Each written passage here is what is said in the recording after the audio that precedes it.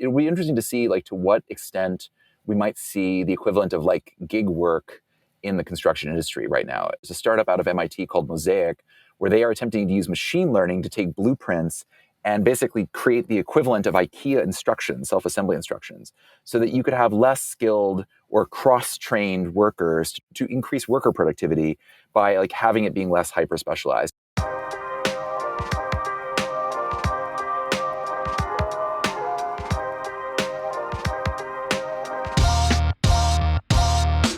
Welcome to the Construction Disruption Podcast, where we uncover the future of building and remodeling.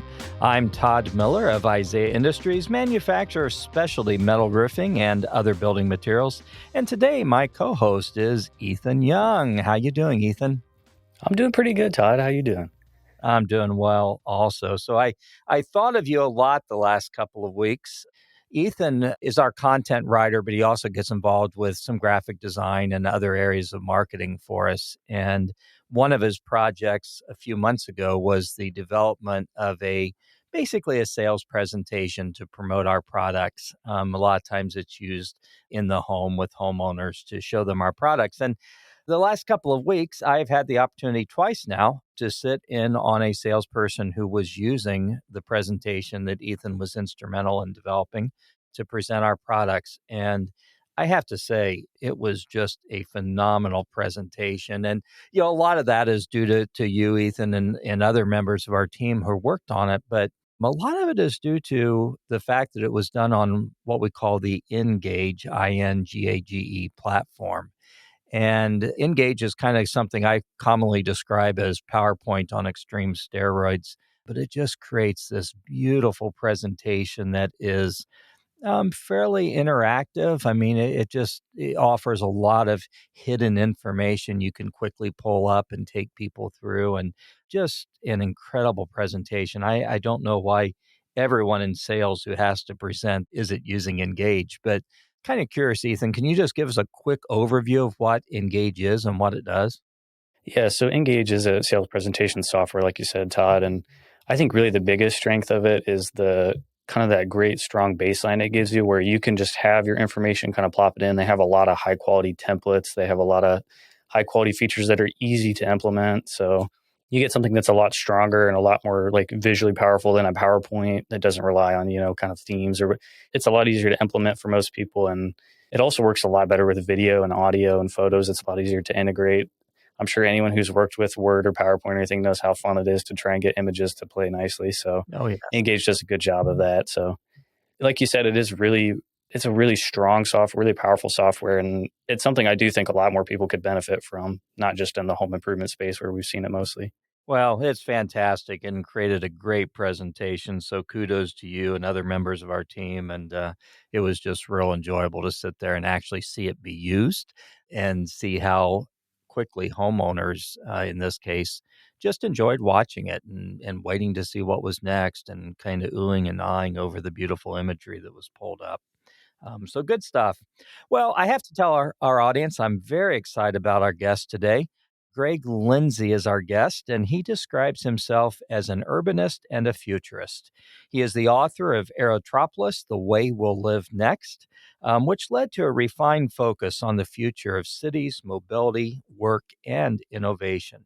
He studies, speaks, and writes extensively on the intersection of cities, innovation, immigration, climate change, demographics, transportation, and a favorite topic for all of us these days, even the pandemic.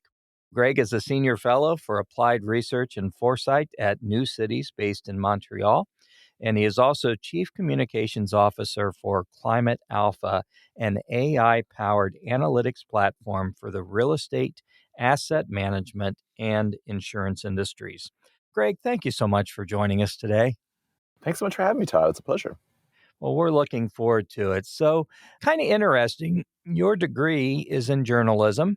Kind of curious, what fueled your interest and drive to do what you do today? And I'm curious, amidst your work with looking out to the future, do you still see yourself as a journalist in the midst of that? That's a great question. I don't know how many journalists you have on here. I mean, I see it. My career, my focus and things is I have sort of two core skills. One of which is storytelling, which I think a lot of journalists have, and the other one's pattern recognition. I mean, no self-respecting futurist calls himself a futurist. We practice foresight, among other things. But the difference between a journalist and a futurist is that a futurist doesn't have to quote three sources. They can just simply look at the landscape and say, like, this is what's emerging. And sort of that's what led me over there is this, looking at, again, the last couple of years, the pandemic alone, the acceleration of change, whether it's climate or whether it is, the technological and commercial, accelerations that happened during the pandemic, all of those things, basically makes journalism ever harder and makes futurism ever easier when it comes to projecting that. So that's where I sort of ended up there. Yeah. Do I still consider myself a journalist? Well, now that I'm helping my friend Parag Khanna launch his new Climate Alpha startup, which you mentioned, I'm now doing outreach to all of my former journalism colleagues to ask them to cover us. So I think I've crossed over officially to the dark side of no return there to calm. So, but it's still a good time. Very interesting. When we were doing some research on you, we found that you were actually a Jeopardy champion and you beat Watson one time. Could you tell us a little bit about that? Sure. Yes. I would say one of these days I'll do something that pushes that down to the second graph of my obituary, but not yet. Yeah, I'm a two-time Jeopardy champion. I was on the show like in 2008, which was a good thing because in 2010 is when IBM started recruiting past contestants to train its then nascent AI Watson to play Jeopardy as a test of basically of language processing and recognition. And so I was fortunate. Every journalist who'd ever gone on the show, immediately emailed IBM because they wanted to write the story. And I didn't end up writing it, although I am in Steve Baker's book, Final Jeopardy, about the creation of Watson. And it was really fascinating. It was fascinating on multiple levels. I played against it and went 3-0 against it. I have a nice little crystal plaque from IBM, attesting to my victory. But it was interesting, it's been over a decade and, we now sort of take it for granted about how human AI interaction works. I mean, we're now in this era of the incredible prompt art that's coming out where AIs are Meta just released literally yesterday a tool that now can do animations based off prompts. But 10 years ago, more than 10 years ago, it's still the whole question about how humans and AI would interact. And I was inspired when I was playing against it by Gary Kasparov, of course, who had lost to Deep Blue, its predecessor, playing chess. And Kasparov had spent a lot of time playing tandem chess, which is humans and AI chess computers play against other humans or against other computers. And the point is that the combination of a human and AI was better than any human or better than any AI by itself. And that was really revelatory. And so it was really fun playing Watson at Jeopardy because it didn't play like other humans and it forced you to evaluate what is the right decision into this. And I guess the point of this story is that AIs are really interesting because it forces us to reassess first principles about why we make decisions the way we do, because it doesn't care about tradition or the right way of doing things or any of these other things. It just simply cares about what it evaluates as the best move. And so I think it'll be very interesting to sort of see how that affects basically how organizations are run, et cetera, where suddenly you're confronted with an alien intelligence that doesn't really care what you think about it, to say the least. So we could explore that further, but it was very interesting to be confronted with that in the context of a game show, no less. Yeah, I'll just make one quick point, then we can move on. But I really like that idea of tandem because I think a lot of the times with AI, one of the biggest limitations it still faces is context and understanding context. I think, it can do what it can do with the data what we give it. But if we can have a human that can work with it, kind of help it apply that, vast resource, then that's a really interesting idea, actually. So it's a whole fascinating thing about in terms of, I'm just thinking about this now with my friends who are artists and, we're now seeing the emergence when it comes to prompt art, the emergence of prompt marketplaces, prompt engineering. I have a friend who teaches an art school and she's doing an entire class on fakes and forgeries. And so, there becomes a whole question of what is authentic art in the age of AI? And we're always seeing these debates about, it's really interesting that, we constantly redefine what human intelligence is by what AIs can't do. And so now we're going to see this when it comes to art. Authentic art will be the kind of art that only humans can do, and it'll be interesting. Jeopardy will be kind of the only authentic game that only humans can play, perhaps. We'll figure it out. But anyway, it gets back to these kinds of things in terms of when it comes to art, drawing, what it means for, again, for architecture and urban planning. I'm having coffee next week with a young artist named Zach Katz, who has a great Twitter account now called AI-Generated Streetscapes. And so basically taking these prompts and are inviting people to reimagine streets across the United States and the world to put in bus lanes or cycling or just taking out roads. And yeah, it's something we're debating here at Cornell Tech, where I have a new fellowship about how will this change urban planning or how will this change architecture, where literally anyone can have an AI produce their vision of where they should live or what it should look like. So, I pity the professional architects who are now going to have clients coming in with elaborate AI rendered imagery and then trying to recreate it. Yeah, I think, that kind of beautiful array of possibilities sometimes can be met with harsh reality. Unfortunately, a lot of policy and stuff can get tangled up with that. But I think that is a really exciting prospect. So, I'd like to hear a little bit about your work with New Cities and Climate Alpha. What sort of work do they do? Who do they do it for? What's your involvement there? Sure. Well, an example of life coming at you fast, I would say I was in Montreal for several years during the pandemic, working at New Cities as their sort of director of applied research. And then I have moved back in the last month to New York. So now I'm here. I'm coming to you live from Cornell Tech University on Roosevelt Island. So here I'm doing a year-long fellowship for them on the metaverse metropolis. I am basically starting to research how augmented reality will play out in cities. Because if you remember Pokemon Go from 2016, speaking of games, Oh, yes. Pokemon Go inadvertently killed a lot of people, or at least on paper. We know based on an interesting set of projections by a pair of researchers at Purdue University looked at the fact that traffic crashes went up 50% around Pokestops in the first 5 months of the game. And so they Wow. looked at injuries and property damage, and they did a sort of straight line extrapolation for the entire United States. And if that straight line held up, then like 30,000 people would have been injured playing Pokemon Go in just the first 5 months.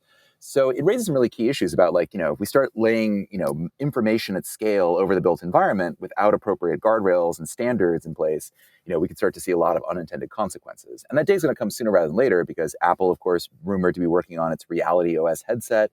Meta is going to drop the Meta Quest Pro in basically a handful of days. Mark Zuckerberg just posted a demo where shows him fencing in a blended reality environment. So I'm very eager to get my hands on this headset now.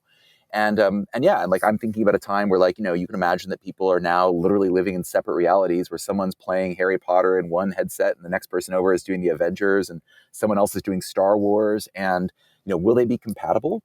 How will they use public realm and infrastructure? And all these sorts of really interesting questions that cities haven't grappled with because they are dealing with the pandemic and everything else. So, that's the kind of thing where I'm hoping to get together, technology officials and public servants and others to start thinking through some of these implications and ideally specking out some standards to make sure the street is always the street and the golden snitch or the Millennium Falcon should not fly into it and invite you to follow. So that's my sort of baseline there.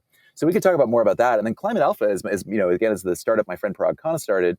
Parag and I go way back. He's a, urban geographer, has written multiple best-selling books. His last one was called Move, which was all about, forthcoming human migration.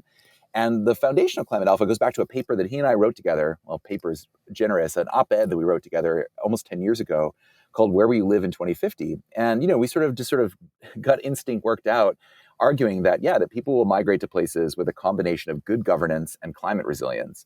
And so he moved to Singapore, betting on one half of the equation, and I moved to Montreal, betting on the other half of the equation, a place with cold climate and lots of fresh water and all those sorts of things. And now basically he formed Climate Alpha, hiring data scientists and putting together data sets where we're trying to build out a tool that will allow investors and maybe everyday people to figure out where they should move in a world of increasing climate and other risks. And obviously, as Hurricane Ian has blown through Florida, $67 billion in estimated damages there, and now is going to hit South Carolina, these are the kinds of things to be thinking about. I mean, I've been reading all these stories about the lack of flood insurance in Florida and also how Cape Coral has exploded in size since the last hurricane that went through. One of the things we're trying to do at Climate Alpha is helping investors, helping steer them towards the next opportunities, where to build in more climate resilient areas of the Pacific Northwest or the Great Lakes versus just depreciating their assets in South Florida very slowly. Everyone else is focused on risk. We want to focus on where to go next. So that's the idea. We just officially launched a few weeks ago, and we're out there, recruiting our first customers now. We've done work with Lennar, America's largest home builder, and some others in terms of thinking about, where the next few decades of American growth will be. Very neat. We had a past episode of the show where we interviewed a couple of meteorologists with Monarch Weather Consulting, Catherine Prosiv and Crystal Eggers. And, we talked a lot about that and how climate change and changing weather patterns was going to impact where we want to live and so forth. So good stuff. Well, it's kind of interesting as I look through your history, you have lived and worked in a lot of major cities. New York, DC, Boston, Toronto, Montreal, Los Angeles. You've been all over the place. As you have lived in those cities, is there any city that stands out as, I guess I'd say, doing the best job of living into the future versus perhaps one that is really challenged by the future? Oh man, that's a great question. I don't know. I mean, it depends. I mean, there's no the future, I guess is what I would say. It's which futures do we want? I mean, I really enjoyed living in Montreal, particularly during the pandemic. There's a children's rhyme there, not too big, not too small, just the size of Montreal. It's a 4 million person metro area, but it has that sort of like core of like, classical European urbanism in the old port. And then I lived in Westmount, which was, a Scottish neighborhood traditionally. And one of the things that Montreal does well is like, they've done major investments in cycling and other sort of public infrastructure to make that sort of, livable, urbane, walkable, human scale city. And number one, I really liked that in terms of living there. And number two, it suited my preferences really well when it comes to, Montreal as a place where traditionally, instead of living to work as we do here in New York, now that I'm back in that, they very much work to live. And part of the reason I moved to Montreal was it had a lot of the soft social infrastructure that I felt was missing in America, particularly when it comes to parenting and children. There's just simply a cultural norms about children being able to go play in parks. There's parks everywhere. There's a lot of children's infrastructure invested there. I was inspired to move there basically because I wanted to be in a place where I did not feel so claustrophobically confined when it came to my children. That worked out pretty well. In terms of like in state cities, it's fun being back in New York, big and dirty and smelly, and like, having a few years away really gave me perspective on this place of, it still feels I'm still very much like E.B. White that, anybody who lives anywhere else is kidding themselves. But yeah, it also underscores, and this came through in the pandemic as well, that, New York and I think other American cities do a very poor job of both benchmarking themselves against their global contemporaries, but even having open communications. Like, watching New York sort of flounder through the pandemic when the mayor of New York then, de Blasio, when he was in office, could have gotten on the phone with the governor of Tokyo or like, the head of Seoul or these other global megacities that were doing great work. It just never occurred to them. So I don't know. So it is interesting. We say cities living in the future. I don't want to over romanticize or orientalize like East Asia, but Tokyo and Seoul did amazing work in terms of just simply living with the virus during the pandemic and having rational systems in place. And yeah, we could argue about, whether you still, they've since relaxed their standards a bit as opposed to mainland China. But, but those are the kinds of places that I'm most interested in, even though Japan still, relies heavily on fax machines. So, again, they're not a super high-tech society. I guess the last cities I would mention during the pandemic I followed was, with the European ones, Madrid and Milan and others, which use that as an opportunity to, again, install more bike lane infrastructure, to rethink cars, to move towards a combination of remote work and work from home.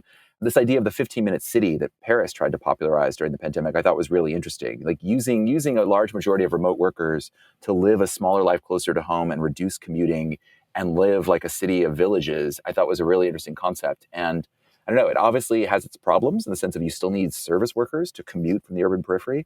So I don't know, I guess as a way of wrapping this up is the real cities that'll be the winners of the future are those that can build affordable housing. It all comes back to that. Mm-hmm. We're seeing all we've watched through the entire pandemic is first cheap money and now tight money rippling through when it comes to lack of housing affordability.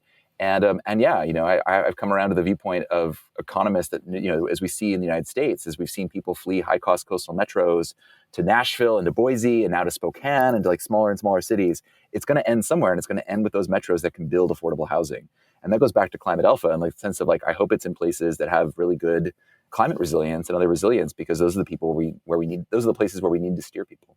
Wow, that's incredibly insightful. Love that.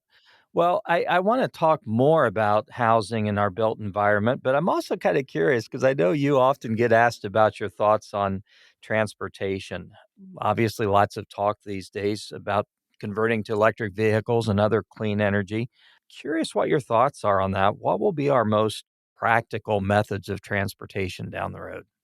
Well, the most practical ones are the ones we already have, again, living in New York, so it's sort of obvious, but like we have 40% of all public transit trips in the States. And like, it's obviously the numbers are way down. The most practical ways of getting around are still, I'd say, I feel like I'm preaching to like urbanists here, but are still like it's public transport and then obviously walking and cycling. I do think, if we want to talk about a cutting edge form of transportation, the rise of the electric bicycle, and that's mostly happened in Europe there. German and French households, have an explosion of it. For listeners who haven't ridden an e-bike, like I would recommend you do it. It's like riding a horse almost, like having this thing under you that like wants to propel you forward with like minimal effort is really incredible. And in Montreal, there I've used it on their protected bike lane network. You don't have to wear a helmet. And being able to like go up, literally go up a mountain on an e-bike and not break a sweat and not have to like really strain yourself is a really transformative thing. And like, so yeah, it'll be interesting to see, what cities really adopt that. Again, in Europe, it's, Amsterdam and Copenhagen and now Madrid and Milan and others. But I think that was really powerful and was something that was, a good alternative to the car. in the States and wherever else, like, yeah, it's interesting. It's really fascinating to watch electrification of vehicles happen. I mean, I was just reading today, like, Ford and I think Buick of GM and others are like laying down ultimatums to their dealers that like, you have to get with us or turn in your franchises. Like, we're doing this. And obviously we just saw Porsche just have its big IPO, like they're electrifying as well. So it's interesting to watch, this interest and also the huge amounts of money being deployed to propel this. The downside of electrification is like, those supply chains just don't exist. I mean, obviously we saw with the IRA in the States, like, Senator Manchin, like demanding that America build out the supply chain because otherwise China dominates it. And he's right to an extent. So, and yeah, I mean, we've already sort of seen, rising prices of lithium and other rare metals because we just simply don't have enough mining going on. So it'll be interesting to see like how bumpy that transition will be because, I mean, it's a good thing, net positive, but it's going to be difficult to get all of that online. And then also like, it still doesn't solve problems of like, traffic fatalities, which went up hugely and during the pandemic, and things like brake pads and other stuff there. So obviously, given the rise in oil prices and what's happened there, it's certainly a net positive for the world. Particularly, like, I was just reading a whole discussion just the other day about whether we have finally at last reached peak oil in a good sense, in the sense of like oil usage will permanently decline now because so much electrification will happen that we'll just simply consume less oil. What's bad about that? I can't think of any negative cases about having less oil dependence. So I don't know. So I'm curious to see how that works out. But I think there's a really historic opportunity here to like change the form factors, and I hope we do that too. And just as a final note there, given the rise of delivery, it's really interesting watching Amazon and others like put in these huge orders for electric vehicles, electric delivery vans. But also Amazon is working with cities in Europe like London and others that have congestion zones or low emission zones where they're deploying electric cargo bikes and sort of deployment hubs. And I don't know, those are the kinds of things I'm really interested in. And then we could talk about robotics as well, because that's a whole other revolution. They're like, the autonomous car is a lot less interesting to me than the autonomous delivery bot and all the other kinds of form factors that are made possible by that. So I got the chance to visit Italy this summer, which was my first time being overseas. And it was really interesting to see the transportation over there. As someone who's mainly lived in Ohio, where it's, just cars all the time for everything, a lot of Vespas, a lot of bikes, like you said, a lot. And I did see a lot of delivery bikes running around with pizzas or whatever else on the back of them. That's a very common thing over there. So I've seen some sentiment on the internet about how can we kind of make a reality like that more possible for the United States? Is it feasible? So I do think it's interesting to see that we're kind of getting closer to that maybe, but I don't know. It seems like there's still a lot of hurdles to get to that point in most of the U.S. Yeah, I mean, it goes back to land usage. And that's the sort of thing that's interesting and changing. I mean, more significant than electrification maybe for like changing vehicle type is what California just did, where they've signed, where Governor Newsom just signed into law the fact that new developments near transit stops no longer have to have parking minimums. Like, if you throw out parking, I mean, developers, I'm sure, will love that because it lowers their construction costs on the project. But yeah, I mean, now you don't have the sort of vehicle dependency, or it's not automatic. Like, those are the kinds of changes in like land use that have to go in tandem with like changing the vehicle types as well. Until then, yeah, if you build a city for cars, like people are going to have cars to drive in them for sure. So it'll be interesting to see like if other states follow that lead or how else the built environment might change too. Yeah, and it was kind of interesting when I was over there. You just walk everywhere. It's totally different from I drive for a 5-minute drive now, and we walk 20 minutes or 25 minutes. But nearly everything was within. We stayed in Florence, so nearly everything we wanted to do was within reasonable walking distance. It was definitely a bit of a culture shock. So, but interesting though. Those dormant muscles, I know, man. It's amazing. I would say one of the best things about smartphones, or if you have an Apple Watch today, is like being able to like, oh wow, I actually walked 25,000 steps today in Venice. This is wild. Yeah. So I think I heard you say, and I'm embarrassed I did not know this, that traffic fatalities were way up during the pandemic. Is that what I heard? Yeah, that's correct. The Q2 numbers just came out where they actually slightly declined. But yeah, I mean, traffic fatalities soared during the pandemic, even with, I mean, obviously fewer vehicles because we weren't commuting, but people drove faster, right, more recklessly. I mean, there's lots of theories on this. But yeah, I think I saw in the first half, what was it? I forget the exact time period, but I think in the second half of 2021, they were up 17% alone. So yeah, we like a lot of the gains that were made by Vision Zero and other policies that cities adopted to like basically make streets safer for pedestrians were completely thrown out the window by the pandemic. Another example of like, sort of all the best intentions being made moot. And then again, that goes back to like my metaverse thing in the sense of like, like I want cities to be ready that if this happens, that they're all of their best efforts in protecting people aren't thrown out the window because of a completely unintentional technological thing. So always important to make plans. But yeah, it's one of those things, just related to the driving. I mean, I think it's sort of tangential there that there's an annual survey of mayors called the Menino Survey after former Boston Mayor Thomas Menino it's like over 800 mayors across the country where they asked them about their most pressing challenge. And, while a lot of us were talking about remote work and what it means for, for downtowns and all sort of thing, the last poll, the mayors overwhelmingly talked about the fact that their constituents were traumatized by the pandemic, just this sort of ongoing like mental fallout of the whole thing and how it was manifesting. And I think a lot of the problems America has right now are just like the fact that like we're all kind of traumatized after 2 years of that. It was a really intense experience.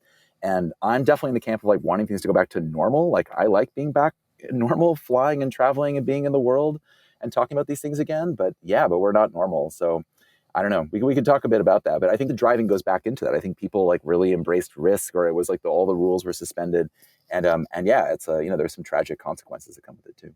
Wow. Yeah, that's interesting because I just remember so much when the lockdowns first started and, our business kept going and, I'm driving to work, driving home, and I'm not seeing any cars on the road. And yeah, I probably was maybe a little bit more reckless as a result. I don't know. It's interesting. So let's kind of switch and talk about our built environment a little bit. Most of our audience is folks who are in design and construction. So I'm kind of curious, if you took someone today and drop them 50, 100 years down the road into a different city. And I know you talked about this migration perhaps toward more weather resilient areas. I think that's very interesting.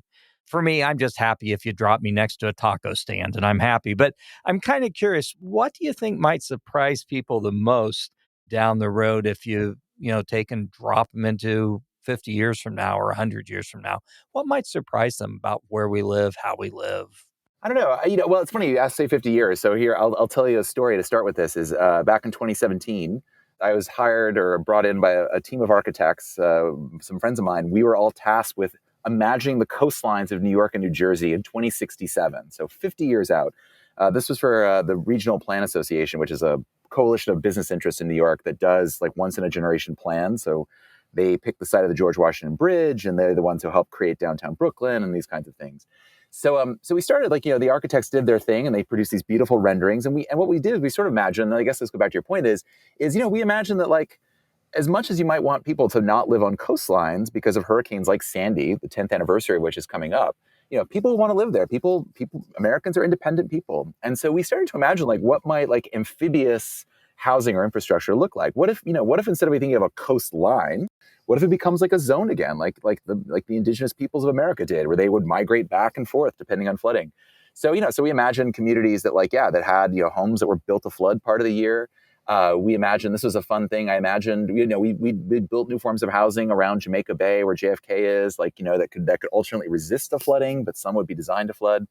And here's the funny part. The reason I tell the story is that the whole future that I designed for this was kickstarted by Hurricane Hermine destroying Lower Manhattan in September 2022. So we skipped H and went to I. Turns out Hermine sputtered out over the Atlantic. But those are the kinds of things in thinking about, again, like the financial implications of this too, of like what might happen in terms of how we would build it. So, and so in this future, President Zuckerberg in 2024 actually institutes, the construction of a lot of this housing. But I don't know, it'll be very interesting in this. I mean, there's some really interesting work being done on like making homes more fire resistant, thinking through new material construction. I'd be curious in 50 years whether we see a lot more 3D printed housing or whether those attempts to sort of build technological advancement. I mean, I certainly defer to you guys in terms of what you're seeing there, but it is really remarkable of like, the wood frame housing, and the fact that many startups like Katerra and others have tried to, wring productivity out of the construction industry and have failed. It will be interesting to sort of see how that might change. The other startup I thought was really interesting in terms of like how we might see it in 50 years is, it'll be interesting to see like to what extent we might see the equivalent of like gig work in the construction industry right now.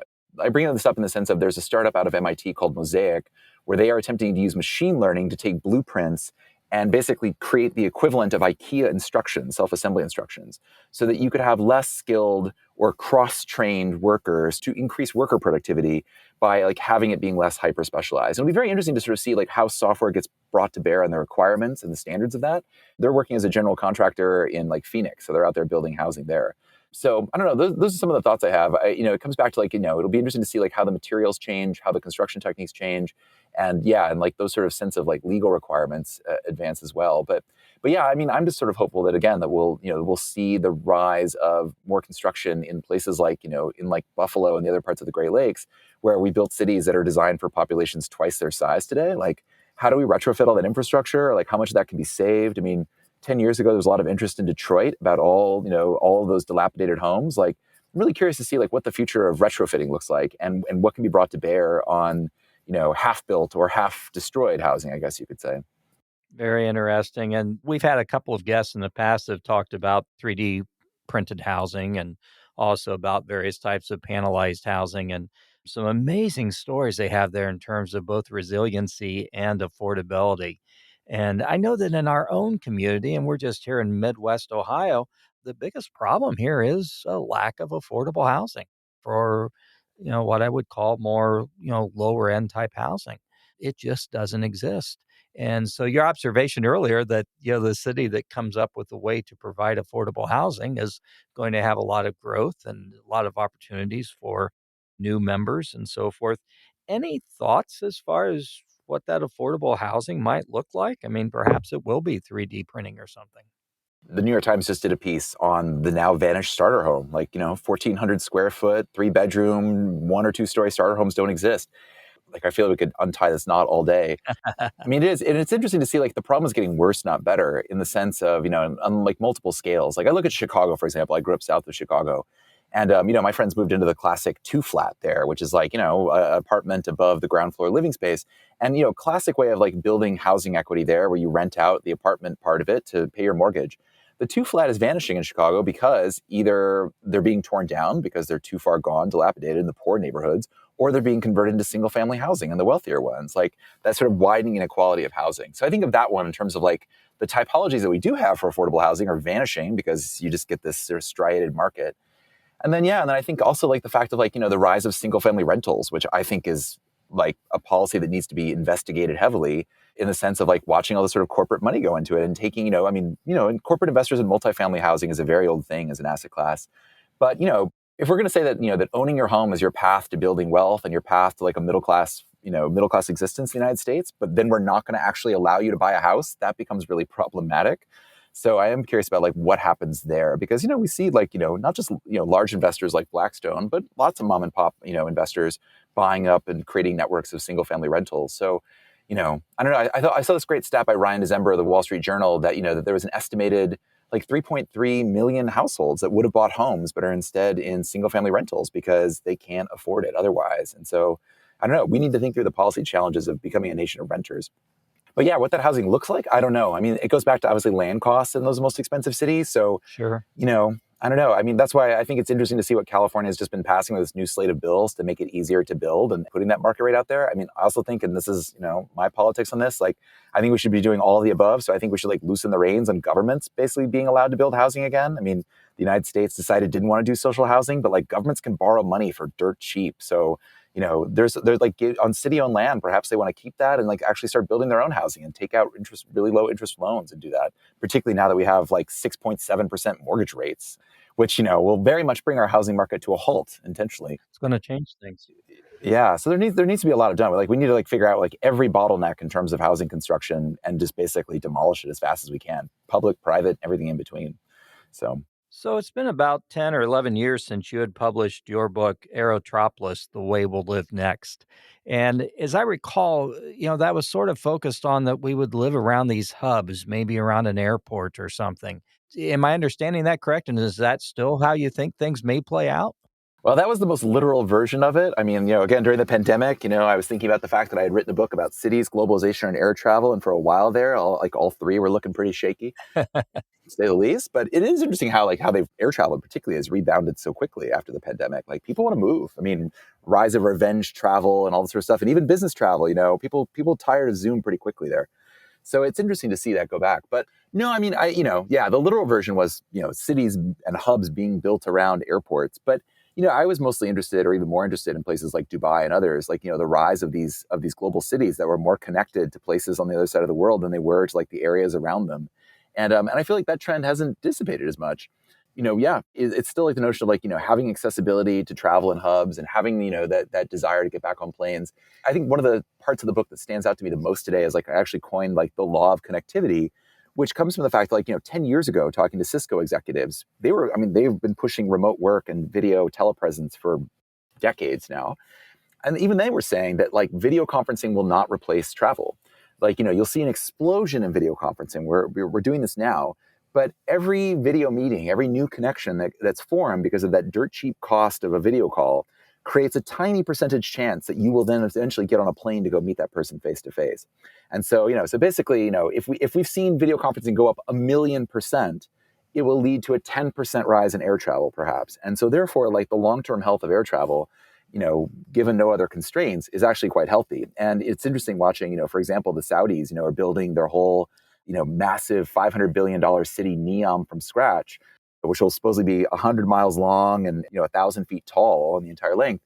What doesn't get discussed is, like, they're going to build a massive Aerotropolis air hub next to it. And they're going to start a new airline to fly people in. Like, they realize you can't just build the city in the desert. You got to suddenly connect it to people. So it is interesting sort of seeing these experiments play out. The biggest thing for me, I guess, when it comes to Aerotropolis is, like, the book ends with China and, like, the idea of 1 billion middle-class Chinese people flying all around the world. Watching China become the classic middle kingdom that has closed itself off to the world again has been something to behold. And, like, I'm still not sure how we're going to process that shock of, like, if China truly becomes an enclosed world unto itself again, Cold War style. So I don't know, we'll see. But yeah, I'll tell you this quickly. I mean, when I realized, it was before the pandemic, but, like, it's hard for us here in the States to really understand what's happening when it comes to air travel, because so much of it is, like, in South Asia. Like, it's Indonesia and the Philippines and all these places, cities that are growing that we've never heard of on islands. So you can't travel by car or by train from place to place.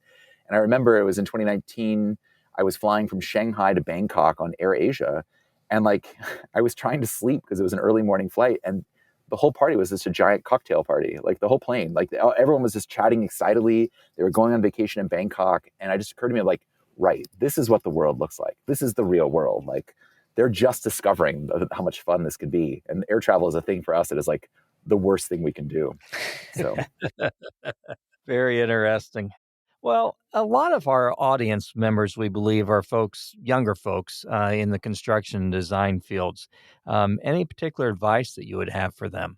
yeah, I mean, I guess the first piece of advice that jumps out, because, and we were discussing Watson earlier, is yeah, I mean, to me, it's always a question of, like, keeping tabs on how tangential fields and advancements, play out in your career, and, like, how you can leverage that. I mean, I know in my own career path, like, I've just basically slalom from opportunity to opportunity. Like, I don't, there's a longer discussion here, but, like, I believe in serendipity over strategy, in the sense of, like, just simply being attuned to, like, what's happening and being able to follow opportunities as they arise versus being like, this is the plan.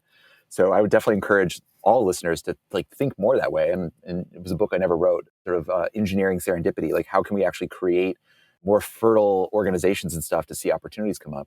But, I mean, I guess I come back to, like, thinking again about, like, AI, like, seeing the rapid advancements happening there in terms of, like, working with machines to visualize and think about things, like, whether it's GPT-3, which is the language prompt. I wrote my first short story recently with an AI together, and it was absolutely wild. Like, I'm not a fiction writer. It was for an assignment.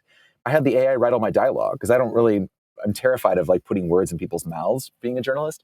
So yeah, so, like, understanding, like, what it was like to work in tandem to prune the text and then ask the AI to generate more and, like, massage it, I thought was really interesting. And yeah, again, having that kind of, like, AI sparring partner and, like, learning, like, how these technological advancements are happening and how it relates back to your own field, I think is one of the more important things we can do, because we're all encouraged to, like, specialize and keep tabs on our own fields. But if you can harness ideas from other fields, like, that just makes you so much more valuable in terms of laundering in new ideas and things from other areas.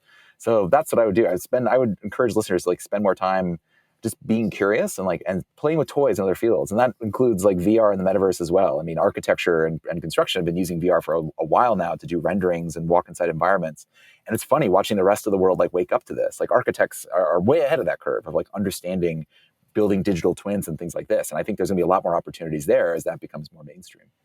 That really plays in nicely. I recently read about this concept, which I think I've heard about before. It's being a T-shaped thinker, where you have a broad base of knowledge that you can kind of pull from or be interested in, curious, like you said.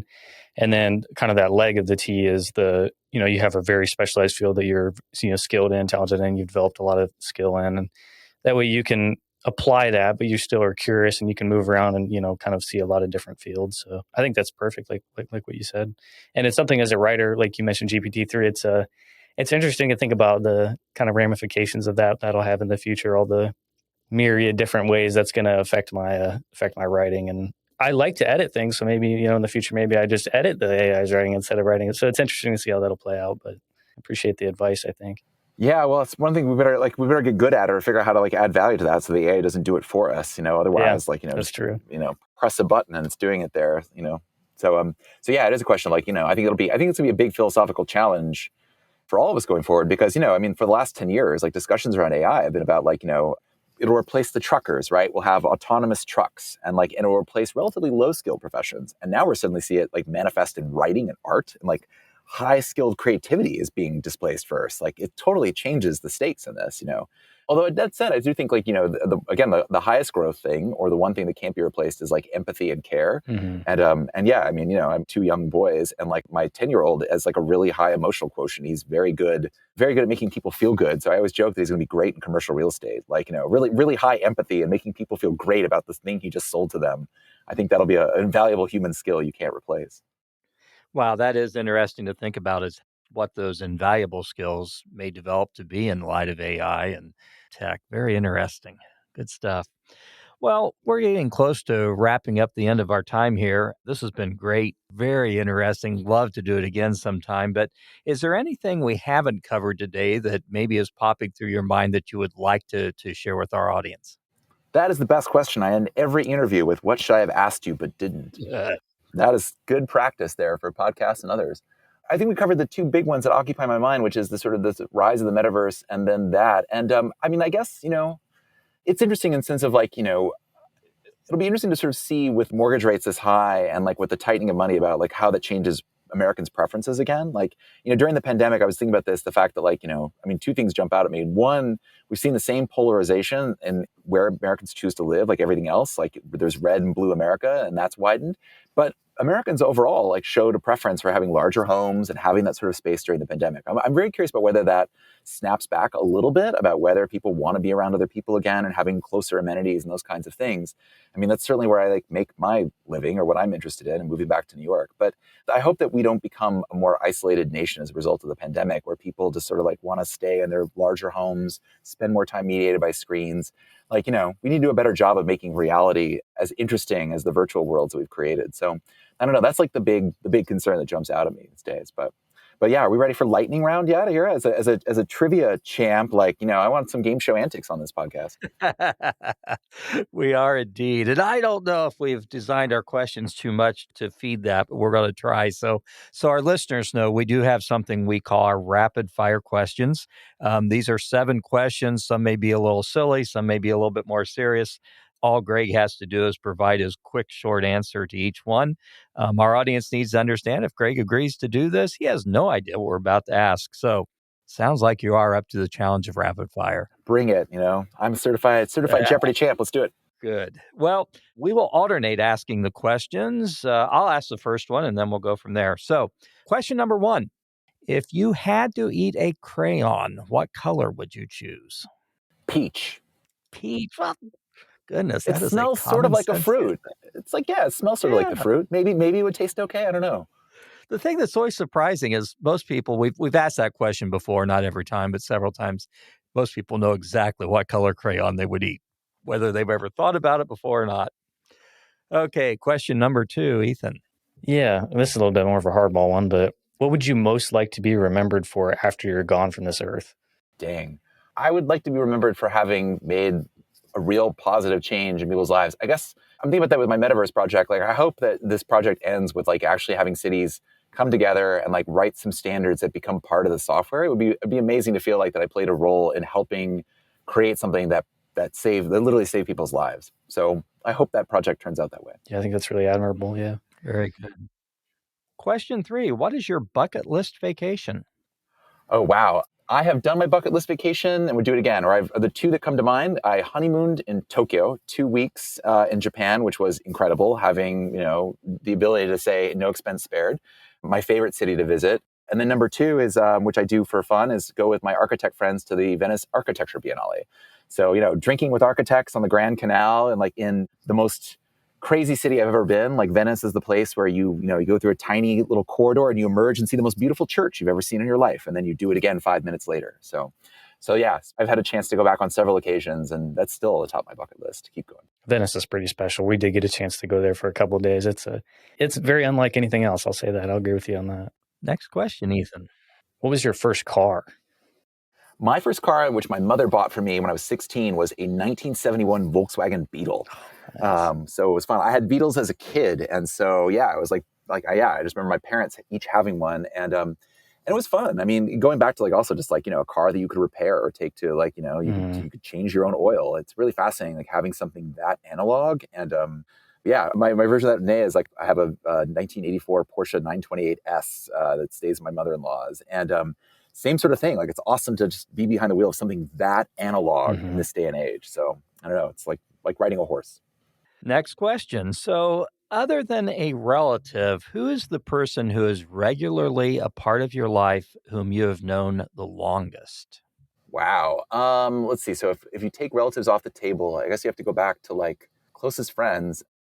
Not super close, but I was out in Denver visiting my oldest friend, who was my kindergarten crush. Shout out to Kelly Haley. We stay in regular touch, but like it's amazing to like I don't know go back that far with somebody who's also she moved to Denver, I moved to New York, and just yeah, seeing her family and her life. And the first time I saw her post pandemic was like flying into Chicago, and she happened to be there. And I had a group of friends and they all sat around and said, "So what brings you to town, Greg?" And I'm like, "I'm here to see you guys." Like I literally just like flew in for a day to see my friends because it was not a given thing that we would see each other again during the pandemic. So I try to prize my oldest friends that way. Very cool. I remember you made me think of something back when I was in kindergarten. A little girl, we sat at tables, a little girl across the table from me reached across and kissed me. I didn't know if I was going to get in trouble or what was going to happen as a result of that, but we all survived. Okay, let's see. I think the next one's up to you, Ethan. If you had to pick a nickname for people to call you, what would you pick? That's kind of a tough one. Ooh, that's a good one. You can't pick your own nicknames. I guess that's my response to that one. Yeah, I mean that's the thing. Yeah, You can't pick your own nicknames. fair enough. I've never had one I really liked. So no, I wouldn't go that one. No. Next question. Final question then. Okay. What statue was erected inside the Vatican walls near where this person was locked up in 1633? Now, for those of you who are listening at home, this was the question I got in Final Jeopardy, my first episode. The subject was the Vatican, which I remember thinking like I was actually raised Catholic. I was an altar boy, so I'm like, well, this is good. I can work with this. And Alex added unscripted to the question you just sort of paraphrased there. Obviously, a change of heart. So I knew the answer right away, or like intuited right away that it's Galileo, who was in prison, then sentenced to house arrest for heresy. And yeah, the third place contestant got it right, and I got it right, and then the defending champion, she just overthought it. Don't overthink it, kids. Like first impulse can be your best one. That set me on my way to being a multi-day Jeopardy champion. So thank you for bringing that moment back up. I like to quiz people on that myself. Very cool. Google's an amazing thing. J Archive. For those of you listening, yeah, the J Archive has every episode of Jeopardy. You can go back and relive any episode you want. Well, I do want, before we close out, to recap our success or lack thereof on challenge words. My word was taco, which was I was able to work in. Ethan, your word was? It was myriad, which I did get in there, I think. You did get in. I heard that. And mine was a gigantic fail. So you did not have it. Yeah. Oh, goodness gracious. I forgot your word, I have to admit. I'm like, oh, what was Greg's word? So you could have said anything at this point, and the host would have said, good job, Greg. Well, this has been good. What a pleasure. I've really enjoyed this. So for folks who may want to get in touch with you or learn more about what you do, what's the best way for them to do that? That's good. I'm like everybody else. I'm on LinkedIn. You can find me out there, Greg Lindsay. I'm the guy with Climate Alpha. And then also I'm at greglindsay.org. So you can sort of see my list of upcoming speaking gigs and whatever I managed to post there as well. And I'm around the internet. Google is a heck of a thing. So you can find me. Well, we will have all your information in the show notes as well. So thank you again. This has been great. Very informative and enjoyed it a great deal. My pleasure. Thanks for having me, gentlemen. Yeah, thanks. And I want to thank our audience for tuning into this episode of Construction Disruption with urbanist and futurist Greg Lindsay. We encourage you, please watch out for future episodes of our podcast. We have more great guests on tap. Don't forget to leave a review on Apple Podcasts or YouTube. Until the next episode, change the world for someone, make them smile, encourage them, give them hope. Powerful things that we can do to change the world one interaction at a time. Until the next episode of Construction Disruption, this is Isaiah Industries signing off. God bless and take care.